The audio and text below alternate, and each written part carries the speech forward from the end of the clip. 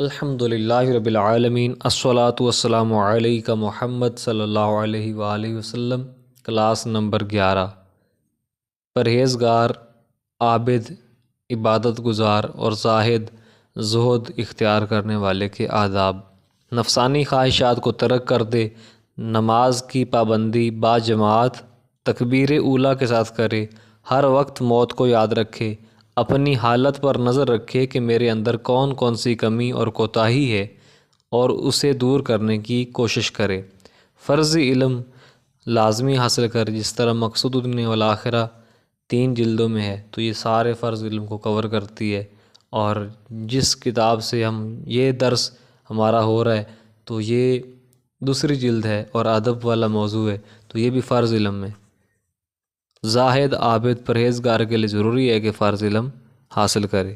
عبادت کے اوقات معلوم ہونے چاہیے، بالخصوص نماز کی جماعت کا وقت معلوم ہو، اللہ کے خوف سے آنکھیں پر نم ہوں، دل میں خشوع و خضوع ہو، نگاہیں جھکا کر رکھے، اس لیے کہ نگاہوں کی حفاظت میں غفلت باطن کا نور ضائع کر دیتی ہے۔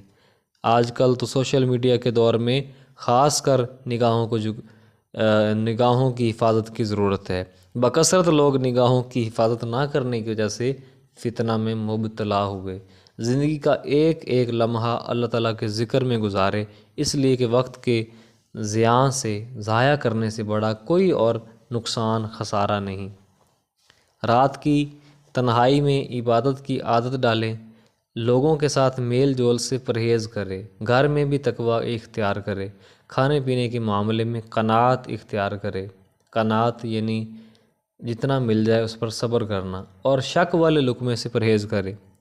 جو حلال ہے وہ بھی واضح ہے، جو حرام ہے وہ بھی واضح ہے۔ کچھ مشتبہ چیزیں ہیں، مشتبہ جو شک میں ڈالتی ہیں، تو جو معلوم نہ ہو کہ حلال کا ہے حرام کا ہے تو پھر اس سے بھی پرہیز کرے۔ لوگوں سے عطیات، بخشش،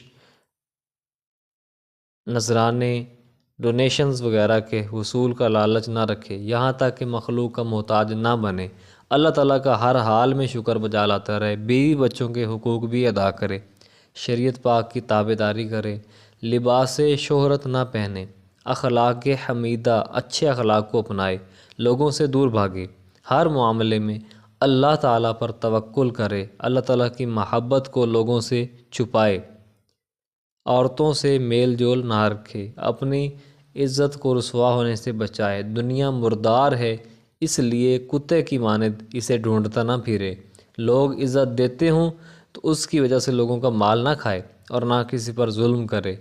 عاجزی انکساری کو اپنا شعار بنائے، طریقہ بنائے، کسی پر اپنی برتری نہ جتائے، علماء کرام کی عزت کرے، غصہ سے اجتناب کرے اور غصے کی حالت میں محتاط الفاظ استعمال کرے، ہم نشینوں کی تعظیم و توقیر کرے، قرابت داروں کی عزت کی حفاظت کرے، پڑوسیوں کے حقوق ادا کرے، دوستی ہمیشہ اچھے لوگوں سے رکھے۔ اللہ کریم ہمیں ایسا پرہیزگار، عابد اور زاہد بنائے، آمین ثم آمین۔